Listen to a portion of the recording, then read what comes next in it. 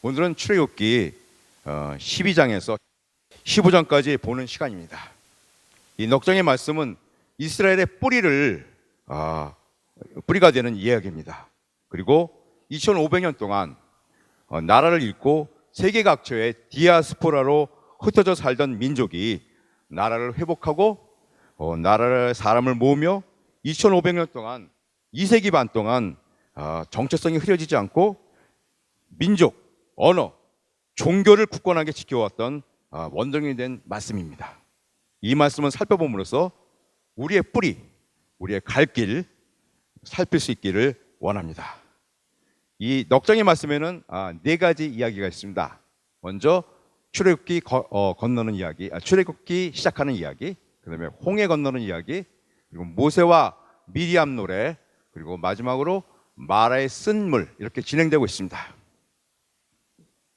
여기에서 홍해 건너는 이야기와 모세 미리암의 노래는 굉장히 장엄하고 드라마틱하고 엑사이팅해서 합니다. 그런데 사막에서 쓴물 이야기가 갑자기 부록처럼 살짝 붙어 있습니다. 그리고 이 말씀은 오늘의 본물이고 오늘의 핵심 말씀이 되어버렸습니다.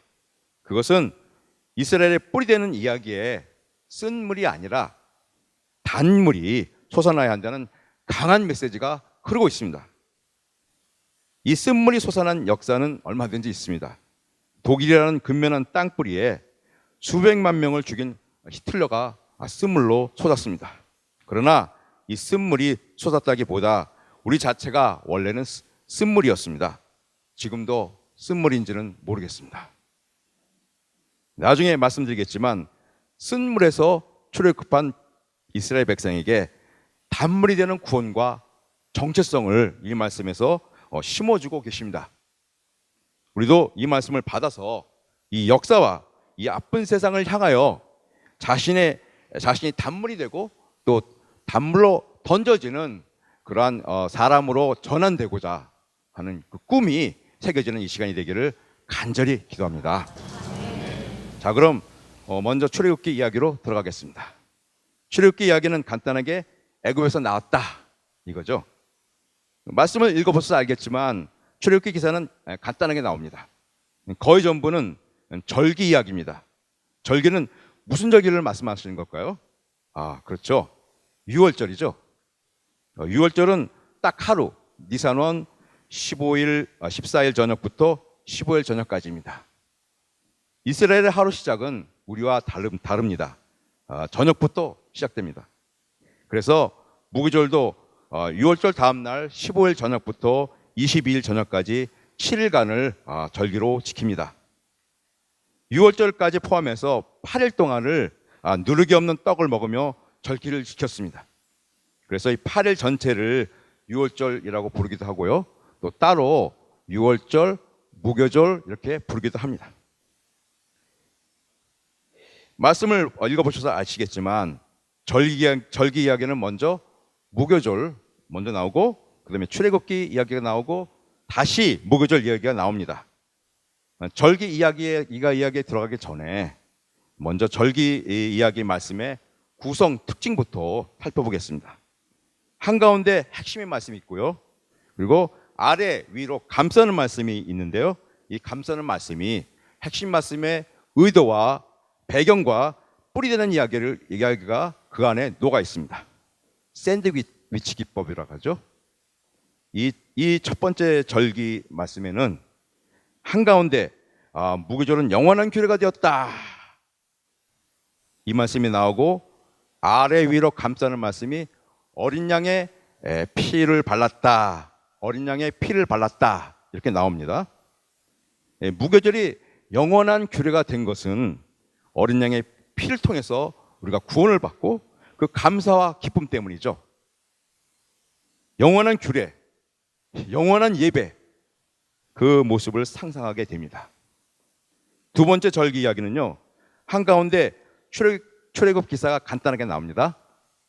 람셋에서 떠나서 숫곳에 이르렀다. 그런데 감싸는 말씀이 중요합니다. 감싸는 말씀이 첫 태생의 죽음이 첫 번째 나오고요.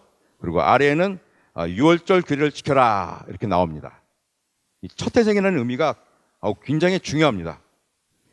이 애굽 사람들은 여호와의 말씀을 항상 거부했습니다. 10가지 재앙을 통해서, 그리고 모세가 찾아가서 하나님 말씀을 선포했는데도 거부했습니다. 거부하는 것은 자유지만 거기에는 첫 태생의 죽음이라는 결과를 낳았습니다. 첫 태생은 사실 전부를 나타냅니다. 아마 애굽 사람들은 아비귀환이었을 것입니다. 반면 이스라엘 사람들은 어린 양의 피를 발라 구원을 얻었습니다. 애굽 사람들의 사망과 이스라엘 사람들의 구원은 강력한 대조를 이루고 있습니다. 말씀을 거부해서 죽을 것이냐, 아니면 말씀을 순종하여 살 것이냐, 강력한 대조지요. 자연스럽게 유월절 규례를 지켜라 선택할 수밖에 없죠. 마지막 절기 이야기는요, 한가운데 무교절은 여호와께서 신실하게 약속을 지킨 것이다. 그러니까 너희도 매년 약속을 지켜라, 이렇게 나옵니다. 여기도 중요한 말씀, 감싸는 말씀이 첫 태생은 나의 것이다, 첫 태생은 여호와의 것이다, 이렇게 아래 위로 감쌉니다. 신실한 약속을 감싸는 말씀은 첫 태생이 여호와의 것임을 인정하고 온전히 드리는 것입니다. 이것이 이스라엘 사람들이 여호와께 드려야 할 파트입니다. 여기서 두 가지를 한번 살펴보겠습니다. 첫째는 여호와의 신실하심이요, 두 번째는 나중에 말씀드리겠지만 언약법의 결론입니다. 첫째, 여호와의 신실하심에 대해서 살펴보겠습니다. 여호와는 신실하신데 그 신실하심을 받기는 쉽지가 않다, 도리어 어렵다, 이런 말씀입니다. 그 내용을 한번 10가지 재앙에서 만날 수 있습니다. 먼저 첫 번째 재앙과 두 번째 재앙이 원자폭탄처럼 떨어졌습니다. 온 세상이 피바다가 되고 개구리들이 들끓는 무서운 재앙입니다. 성도님들 한번 상상해 보십시오. 천지가 피바다가 된다. 우물을 길어도 피가 나와서 마실 수가 없습니다. 개구리가 밥상에 올라오고 또 화장실에도 쫓아오고 발발 미끄러져서 머리가 깨지고 그런 난리가 없었을 것입니다. 아마 이스라엘 사람들은 신명이 나고 환호가 터지고 아주 기뻐서 아무튼 비명을 질렀을 것입니다. 야, 드디어 하나님의 역사가 시작되는구나. 너희들 죽었어. 너희들 이제 너희들 다 손들고 우리를 보낼 수밖에 없을 거야 생각하며 아마 안심했을 것입니다. 그런데 다시 원자폭탄 같은 세 번째 재앙과 네 번째 재앙이 떨어졌습니다. 티끌이 이가 되고 또 파리가 천진 무서운 재앙입니다. 생각해 보세요. 티끌이 이가 된다. 한국에 요즘 황사가 문제가 되는데 그 황사가 다 이가 된다. 어휴, 끔찍한 일이죠. 그리고 파리 한 마리가 방에 들어와도 신경이 곤두서는데 코에도 들어오고 입에도 들어오고, 그리고 방 전체가 파리다. 아마 살맛이 안 날 겁니다. 야, 하나님께서 단도리를 하시는구나, 아예 끝장을 내시는구나, 이렇게 아마 이스라엘 사람들은 기뻐했을 겁니다. 그런데 애굽 사람을 이렇게 싹 살펴봤더니 웬걸 전혀 변함이 없어요. 마치 말씀 들으시는 성도님들 표정처럼요. 야, 이건 말도 안 된다. 이게 사람이야 로봇이야. 홍수환 선수가 펀치마다 다운당한 것처럼 어떤 폐색을 불길하게 느끼며 불안해지기 시작했을 것입니다. 야, 이거 간단한 것이 아니네. 애굽 사람들은 오기가 생겼는지 수그러지기는커녕 더 단단해지고 더 강팍해졌습니다. 다시 원폭 같은 다섯 번째, 여섯 번째 재앙이 내려옵니다. 다섯 번째 재앙은 무엇입니까? 가축이 죽는 재앙이었죠. 이 재앙은 애굽의 아마 경제 뿌리를 흔들었을 겁니다. 그 다음에 여섯 번째 재앙이 뭐죠? 악성 종기가 퍼지는 그런 재앙입니다. 아마 이 재앙은 애굽 사람들의 존재 뿌리를 흔들었을 것입니다. 이쯤 되면 뭔가 조금이라도 변해야 되는 거 아니에요? 애굽 사람들을 얼굴을 다시 봤더니 완전 로봇 얼굴이었습니다. 와, 이 멍청이들, 이 바보 천지, 이 스톤 브레인, 이 아이론 브레인, 이 푸푸 브레인, 별말이 다 나왔을 것입니다. 이스라엘 사람들은 완전히 어찌할 수 없는 불가항력을 느꼈을 겁니다. 사자에 잡힌 사슴처럼 꼼짝 못하듯이 그 단단해진 강팍함, 거기에 기가 눌려서 아마 혀를 둘렀을 것입니다. 그리고 다시 7번째, 8번째, 9번째 재앙이 내려옵니다. 7번째 재앙은 우박입니다. 우박이 얼마나 큰지 사람이 맞아 죽습니다. 8번째 재앙은 메뚜기입니다. 메뚜기는 혼자 있을 때는 그린 색깔로 사람들에게 아무 피해를 주지 않는 평화로운 메뚜기, 곤충입니다. 그런데 이 메뚜기가 하나씩, 둘씩 집단으로 모이기 시작하면 그 색깔이 까만 색깔로 변합니다. 그리고 상당히 사나워지고, 성질도 사나워지고, 그리고 식욕도 괴물처럼 늘어나서 자기 몸의 2배나 되는 식량을 쉽게 먹어치웁니다. 이 메뚜기 때가 한번 지나가면 끝장이죠. 그리고 다시 9번째 재앙이 내렸습니다. 흑암이 깔리는 겁니다. 밤의 흑암은 뭐 아무 상관이 없지만 낮에 흑암에 깔리면 아무런 활동도 할 수 없습니다. 사실은 죽음 자체죠. 이러한 재앙에 어떻게 견딥니까? 난 이해가 안 가요. 이 외국 사람들이 바보 아니에요? 혹시? 이렇게 잽, 스트레이트, 라이트, 레프트, 훅, 헛버컷, 어떤 성도님이 잘하시는 2단 옆차기 이렇게 해도 그래도 끄떡없습니다. 이 외국 사람들이 오기는 하나님이 허락이 없으면 불가능하다는 그런 생각이 듭니다. 이스라엘 사람들의 심경은 정말 절망보다 더 힘들었을 것입니다. 그런데 10번째 재앙이 와서 드디어 약속이 이루어져서 출애굽하게 되었습니다. 여호와의 약속은 정말 신실하시지만 우리는 너무 조급해서 그 신실함을 받기가 어렵습니다. 이렇게 약속을 지킨 여호와께 온전하게 첫 태생을 드리는 것은 당연한 일입니다. 첫 태생을 드린다고 하는 것은 나는 여호와의 것이다, 나는 여호와로부터 나왔습니다, 나는 여호와로부터 뻗어납니다, 이런 고백입니다. 여기서 첫 태생에 대해서 잠깐 나눠보겠습니다. 우리가 위인전을 읽을 때 출생에 대해서 먼저 보죠. 그리고 나라에 대해서는 건국 역사와 신화를 보아서 그 나라의 정체성이 어떻게 전개되어 가는가 하는 것을 볼 수 있습니다. 또 교회에서는 개척한 이야기가 항상 그 교회에 대해서 잘 말해주고 있습니다. 그리고 이학권 성도님의 강원도 이야기에서 그의 삶의 뿌리를 느낄 수 있습니다. 이렇게 첫 시작하는 얘기에서 그 사람 혹은 그 단체의 성질과 본성을 볼 수 있습니다. 이렇게 삶이 시작하는 것이 뿌리가 됩니다. 그래서 우리가 첫 태생을 시간에서 혹은 물질에서 드리는 것은 우리 삶 자체가 여호와께 속한 것이다, 여호와의 은혜 안에 있는 것이다 라는 것을 말로 끝내는 것이 아니라 우리의 삶의 실천으로 고백하는 것입니다.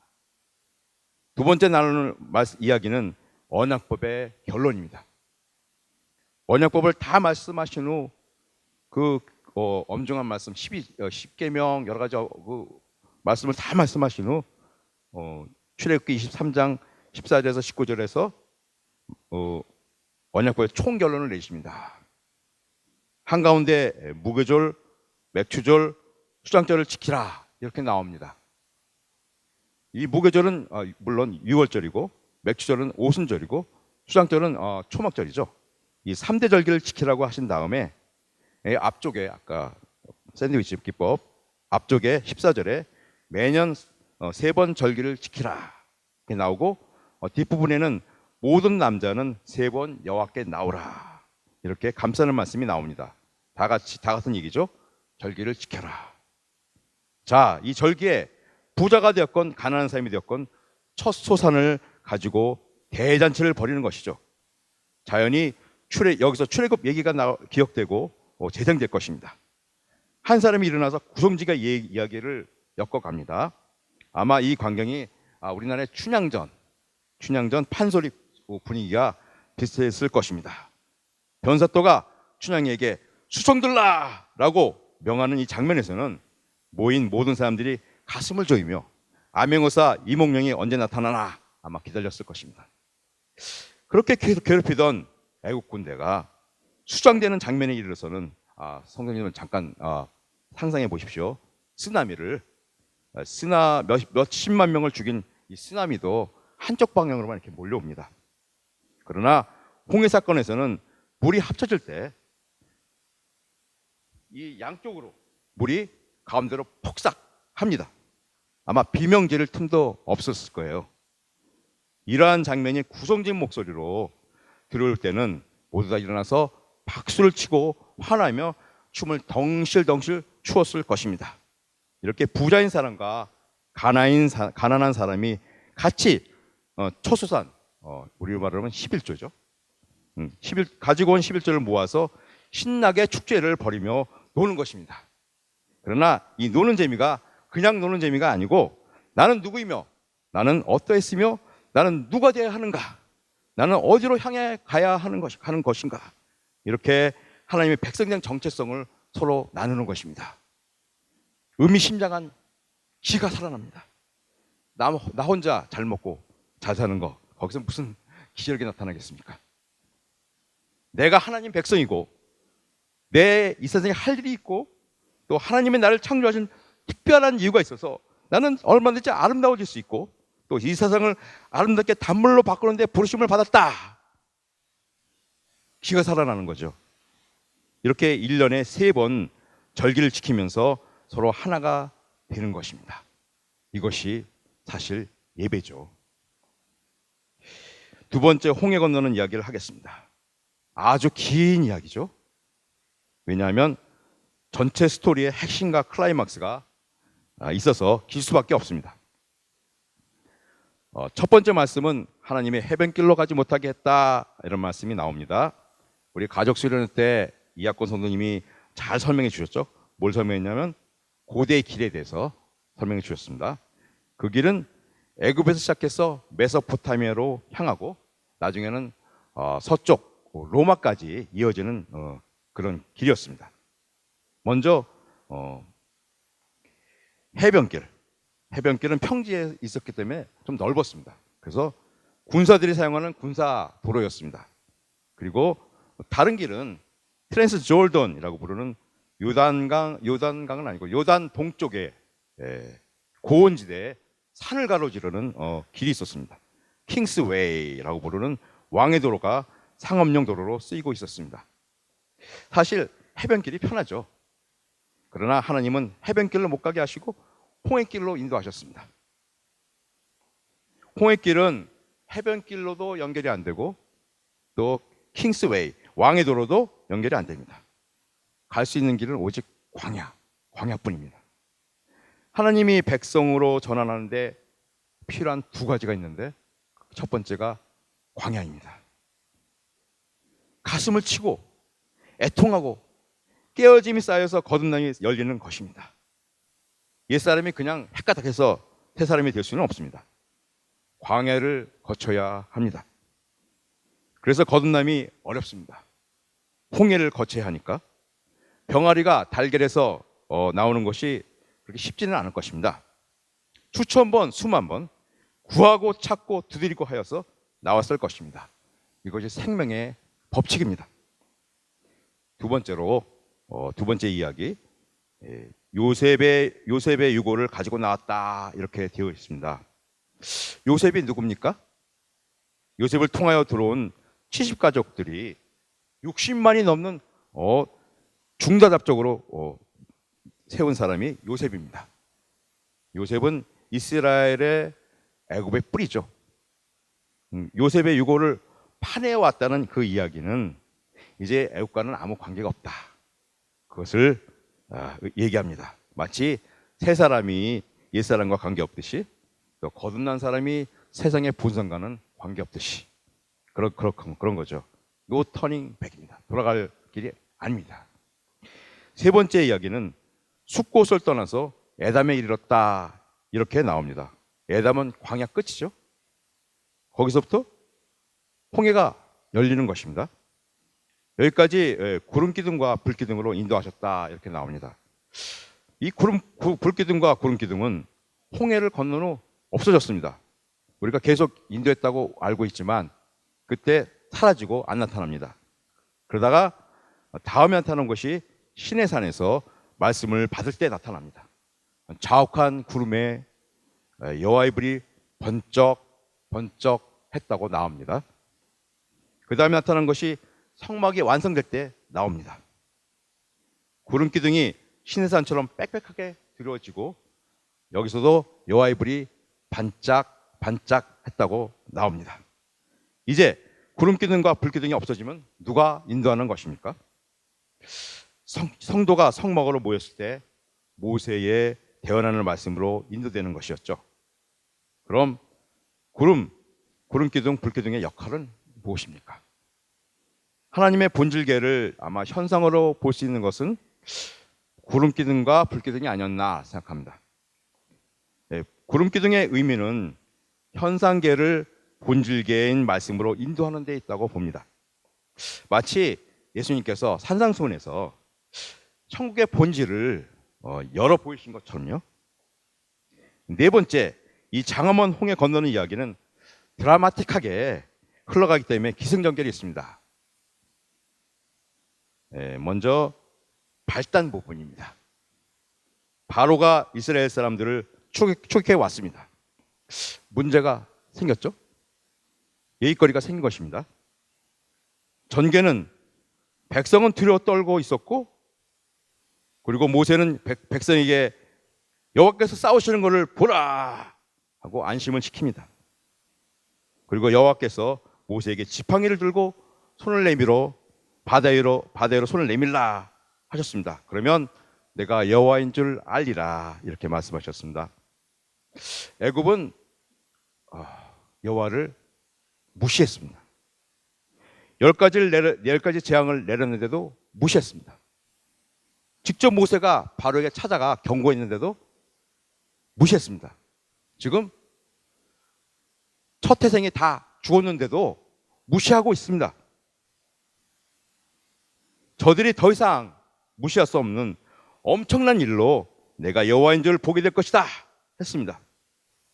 모세가 바다에 손을 내미는 동안 앞에서 인도하던 구름 기둥이 서서히 백성 뒤로 움직이기 시작했습니다. 구름이 백성 뒤까지 가는 데는 아마 시간이 좀 걸렸을 것입니다. 모세는 계속해서 손을 내밀고 있었습니다. 뒤에는 바로의 군대가 쫓아오고 앞에는 홍해 바다가 가로막고 있는 상황에서 칼 한 자루 없는 백성들을 바라보는 모세의 심정은 어떻겠습니까? 아마 여호와의 신뢰가 없었다면 그 손을 내밀고 계속 내밀기는 정말 불가능하였을 것입니다. 그러나 모세는 출애굽기 3장에서 여호와의 영광을 만났습니다. 그러기에 하나님의 여호와의 말씀이 실제보다 더 실제였을 것입니다. 드디어 구름 기둥이 백성들의 뒤를 딱 막았습니다. 애국 병사는 그 구름 기둥 때문에 혼란에 빠졌고 허둥지둥거렸습니다. 아마 구름 속에서 방향 감각을 잃었나 봅니다. 지금 제가 지금 정신을 차리고 말씀을 전하고 있지만 가끔 버스에서 자다 일어나면 내가 어디로 가는지, 내가 지금 어느 시간에 있는지 그 감각을 잃고 감각을 찾느라고 끙끙 1분 동안 끙끙댈 때가 있습니다. 또 가끔 자동차를 운전하다가 살짝 필름이 끊어지면 이렇게 길지는 않지만 몇 초 동안 감각을 찾느라 끙끙거립니다. 혹시 성도님들이 제 차를 탈 경우가 생기면 기도를 많이 하시고 타셔야 안전할 것 같습니다. 이렇게 하나님께서 나사만 살짝 풀어놓으시면 감각을 잃고 헤매입니다. 그래서 그랬는지 구름이 워낙 짙어서 그랬는지 애굽 병사들은 헤매었습니다. 이제 절정 클라이막스 부분이 나옵니다. 애굽 병사가 혼란에 빠져 허둥지둥 하는 동안에 바다가 갈라졌습니다. 그리고 백성은 마른 땅을 건넜습니다. 백성이 다 건넌 다음에 구름 기둥이 거치면서 애굽 군대들은 대우를 정배하고 다시 추격해서 바닷속으로 달려들어갔습니다.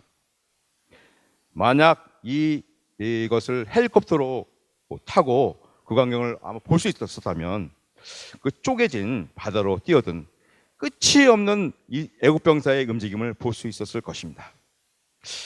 하나님께서 모세에게 손을 내밀라 하셨습니다. 바다가 합쳐졌습니다. 성경에서는 바다의 힘이 회복되었다 이렇게 말하고 있습니다. 아까 얘기한 것처럼 쓰나미가 양쪽에서 몰려온다고 생각하면 아마 상상이 될 것입니다. 결국 애국 군대는 하나도 남기지 않고 바다에 그대로 수상되었습니다.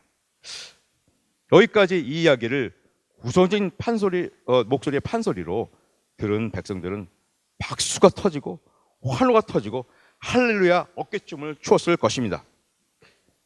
이제 찬양 이야기로 넘어갑니다. 이러한 극적인 홍해 건너는 이야기가 끝났을 때 찬양이 나옵니다. 우리로 말하면 박재영 성도님이 인도하시는 프레스팀이나 아니면 이정환 성도님이 지휘하는 찬양대가 되겠죠. 이 찬양이 모세의 노래로 흘러나옵니다. 긴 이야기를 노래로 압축했지만 그래도 너무 길어서 노래도 짧지가 않습니다. 이 찬양의 노래가 흘러나올 때 백성들은 가만히 앉아있을 수가 없었습니다. 일어나서 춤추고 박수치고 소고치고 장구치고 꽹가리에 나팔까지 클라리넷까지 불렀을지 모릅니다. 이 노래가 끝나고 그 노래를 받는 노래가 화답을 합니다. 그 노래가 미리암의 노래입니다. 모세 노래의 핵심은 여호와께서 이스라엘 위하여 싸우셨다. 그러므로 여호와는 나의 힘이요 나의 노래이며 나의 구원이시고 나의 하나님이라. 내가 여호와를 높이리라. 이 받는 미리암의 노래는 여호와를 찬양하라. 여호와를 찬송하라. 그는 높고 영화로우셔서 말탄자 제국들을 바다에 던지셨도다. 우리는 이렇게 듣지만 그 현장에 있는 그 노래는 진짜 절절했을 겁니다. 미리암의 노래는 모세의 노래의 핵심 메모리가 됩니다. 여호와를 찬송해요. 그 높고 영화로운 여호와를 찬송합니다. 왜 그렇습니까? 제국의 권세를 깼기 때문입니다. 저도 제국의 권세가 저도 깨졌으면 좋겠습니다. 그래서 백성들은 제국이 아무리 강하고 세상이 화려해도 하나님을 의뢰할 수 있는 못이 영혼에 탁 박혔죠. 그리고 믿음의 다시 영혼에 내려졌습니다. 마지막 이야기입니다. 구원을 체험한 여호와의 백성은 쓴 물에서 단물로 바뀐다 이런 얘기가 나옵니다. 홍해를 건너고도 또 절정을 체험하고도 수류광야 3일 동안 물이 없을 때 백성들은 원망을 했습니다. 우리도 사실 같습니다. 은혜를 한두 번 체험한 것도 아닌데 애고와 세상 권세에 자유하지 못합니다. 그러나 실망하지 마십시오. 곧 단물이 됩니다. 죽을 고비를 넘어 마라에 겨우 도착했습니다. 그런데 물은 있는데 써서 마실 수가 없어요. 그건 무엇을 의미합니까? 출애굽은 하였지만 노예 본성, 제국의 본성은 그대로 있다는 것을 말해주고 있습니다. 백성들이 원망을 합니다. 그 원망은 아마 상황의 특징입니다. 상황 보는 사람은 원망이 나올 수밖에 없습니다. 원망은 상황의 특징이고 또 본질이고 또 전부예요. 왜 그렇죠? 상황은 우리가 마음대로 우리가 조정할 수가 없으니까. 또 그것이 상황이 이렇다 하더라도 또 바뀌었다는 모습으로 바뀝니다. 상황으로 남편을 보면 원망이 나올 수밖에 없고 상황으로 아내를 보면 원망하지 않을 수 없습니다. 상황을 넘어서 전체를 볼 수 있게 되기를 저는 정말 기도하고 있습니다. 여기에서 쓴 물이 단물로 바뀌는 장면을 말씀에서 만납니다. 한 나무를 가리키셨다 하셨습니다. 가르치신 게 아니라 가르치셨다. 이 가르치시니 그러면 우리는 바라볼 수밖에 없죠. 바라봄의 비밀은 참 신기합니다. 바라봄은 그냥 이렇게 바라보는 게 아니라 업솔브된다. 빨려 들어가 버린다. 그런 의미를 가지고 있습니다. 가르치신 것을 바라볼 때 우리 존재 자체가 빨려 들어갑니다. 여기서 놀라운 전환이 일어납니다. 쓴물에 던진 이 한 나무에서 우리는 십자가를 볼 수 있습니다. 논리로 설명이 부족한 말씀을 우리는 원복음이라고 합니다. 창세기 3장 15절에 보면 뱀을 보고 너와 너의 후손이 원수가 되어서 여자의 후손은 내 머리를 상하게 할 것이고 너는 그의 발꿈치를 상하게 할 것이다 라는 말씀에서 바로 십자가가 보이죠. 쓴 삶이 된 역사에 던져지는 십자가로 말미암아 이물이 달게 됩니다. 달게 되었을 때 법도와 율례를 주시고 정하여 주시고 백성을 시험하십니다. 하나님의 백성된 삶, 하나님의 자녀된 삶, 그것을 보여주시고 살게 하셨습니다. 그런데 잘 사는지 아닌지 확인하려면 시험을 하셔야죠. 학생이 가르친 것을 잘 배웠는지, 실력이 늘어나는 것인지 그것을 확인하려면 시험을 치러야 하는 것처럼요. 바로 이 시험 장소가 광야입니다. 거의 다 낙방되었다는 소식을 성경에서, 이 슬픈 소식을 성경에서 듣습니다. 그만큼 쓴물로 살던 우리가 단 생명이 되는 것, 그리고 내 곁에 있는 사람에게 복이 되는 단 생명으로 표현하는 것은 어렵고 도전이 됩니다. 그리고 그러나 우리 능력으로 하라시면 할 수 없습니다. 그러나 하나님의 은혜로 된다고 하시고 또 신뢰만 하시라 말씀하시니까, 그러니 죽는 한 있어도 신뢰하면 되는 일이 아니겠습니까? 어제 보았죠? 죽음 안에서 여호와를 바라보면 구원을 얻는다 했습니다. 왜요? 구원이 절실하면 하나님께서 더 절실하게 우리에게 다가오시기 때문입니다. 하나님은 전체로 오십니다. 우리가 진짜인 전체로 다가가면 우리를 단물로 바꾸어 주십니다. 그러니까 우리는 절대 포기할 수 없습니다. 그러므로 하나님이 주신 법도와 율례, 쉽게 말하면 말씀입니다. 이 말씀은 순종하고 실력이, 중요한 말씀, 실력이 향상되면, 이 말씀은 순종하고 실력이 향상되면 내 백성이 된다고 하십니다. 이 실력 향상, 광야가 항상 들어가겠죠. 광야를 빼놓을 수는 없겠죠. 이 증거가 여호와 라파입니다. 치유가 되었다, 치유한다는 뜻을 가지고 있습니다. 우리 자신이 단물이 되고 더 나아가서 주의 사람을 단물로 바뀌게 하는 사람이 되는 것이 그 여호와 라파 증거고, 우리가 하나님의 백성이 된 증거입니다. 이 총결론에 그 길을 지나 엘림에 도착했더니 12샘과 70그루의 종려나무가 있었더라, 이렇게 되어 있습니다. 다시 말해서 약속의 땅에 들어가는 이미지를 우리에게 보여주신 것입니다. 마지막으로 이 이야기에서 우리가 묵상하고 적용해야 할 세 가지를 정리하고 오늘 말씀을 마치려 합니다. 첫째는 출애굽입니다. 출애굽은 애굽에서 나왔다 하는 뜻만은 아닙니다. 전혀 다른 차원으로 제국의 삶, 이생의 삶에서 하나님의 백성의 삶으로 차원 자체가 새로워진 것을 의미합니다. 실제로 출애굽이란 단어는 엑소더스라고도 합니다. 신약에 3번 나오고 구약에 또 나옵니다. 신약에 3번 쓰인 단어의 의미가 전부 완전히 새로운 차원으로의 전환을 얘기합니다. 예수님께서 자기가 고난을 받고 죽으실 것을 말씀하는 부분이 있죠. 그래서 십자가에 죽으시지만 하나님의 영광으로 부활하는 것을 여기에 말씀하고 계십니다. 그러니까 출애굽 백성이 단순히 세상에 있지만 그 생각 가지고 세상에 다시 나온 백성이 아니고, 세상과 전혀 다른, 세상과 전혀 다른 차원의 새로운 삶, 하늘나라라고 부르는 그 차원으로 들어갔다, 그런 말씀입니다. 저는 정말 출애굽하고 싶습니다. 큰아이 쌤하고도 솔직하고 자유로운 대화를 못했습니다.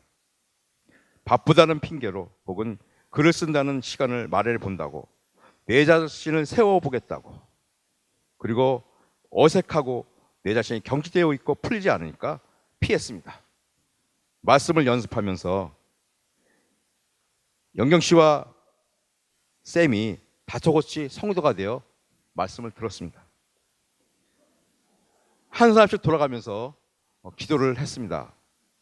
먼저 제가 기도하고, 영경님이 기도하고, 쌤도 영어로 기도했습니다.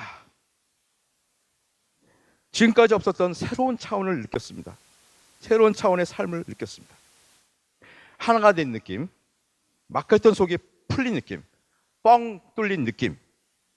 저는 이 삶을 계속 살고 싶습니다. 이제 변명, 피해의식, 정당화, 쓰레기바퀴로 담아버리고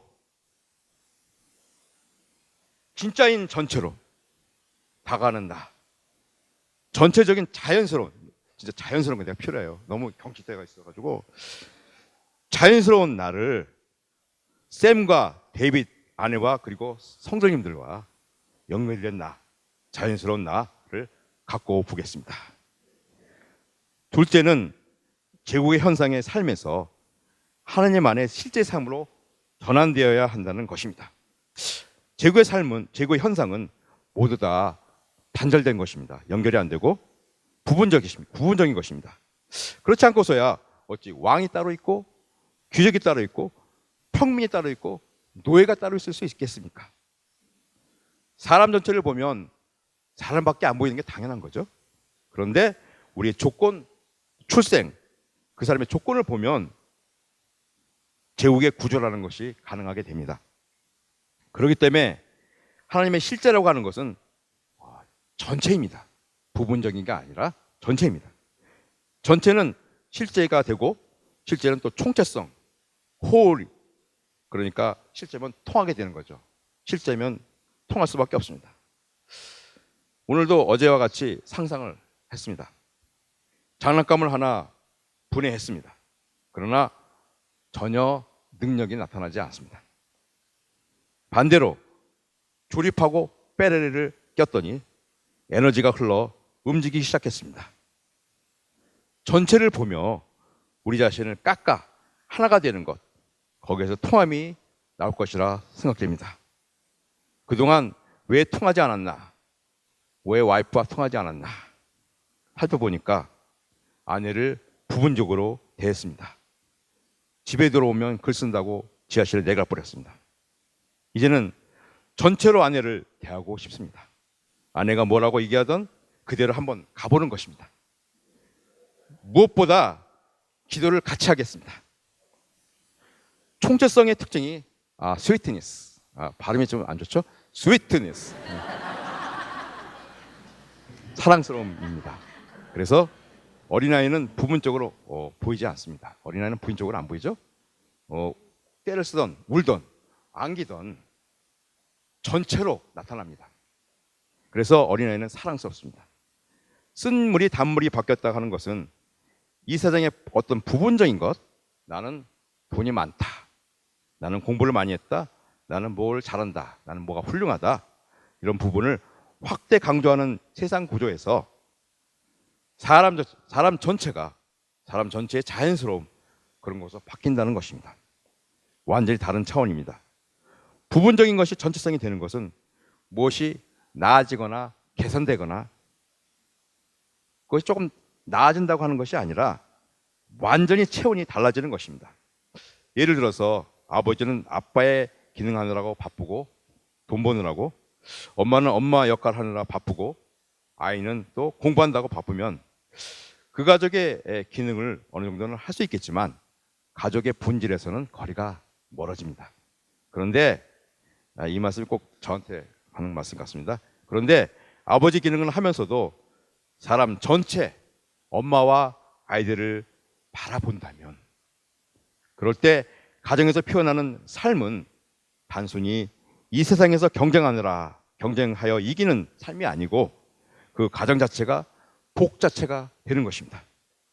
그 가정을 만나는 사람은 여호와라파, 여호와라파가 치유라고 그랬었죠. 치유를 받고 그 사람을 만나면 왠지 위로와 격려를 받고 새 힘이 솟습니다. 전체일 때 그럽니다. 물론 연합된 하나가 되는 것, 전체가 하나 되는 것, 그것도 중요합니다. 그러나 나 자신이 전체가 되는 것도 중요합니다. 아마 뇌와 몸이 접촉불량이면 저처럼 됩니다. 저는 족구를 할 때 공을 발에 맞추기가 무척 힘듭니다.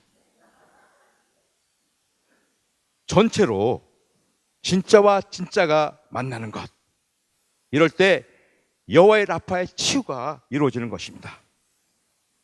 연애하면 열정이 생기고 좋은 것은 연애할 때 전체를 던지기 때문에 좋은 것입니다.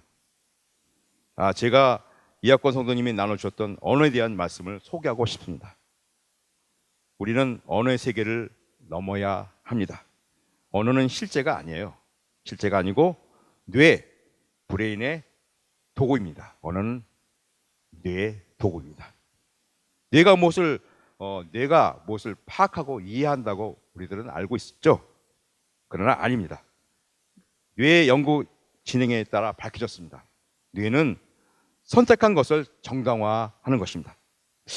부분화하는 것입니다. 사실이 어떻든 실제가 어떻든 관계없습니다. 내가 어떤 것을 선택했다면 그것이 옳아야 되고 또 그것을 지키는 역할을 하는 거죠. 커피 이야기도 하셨죠?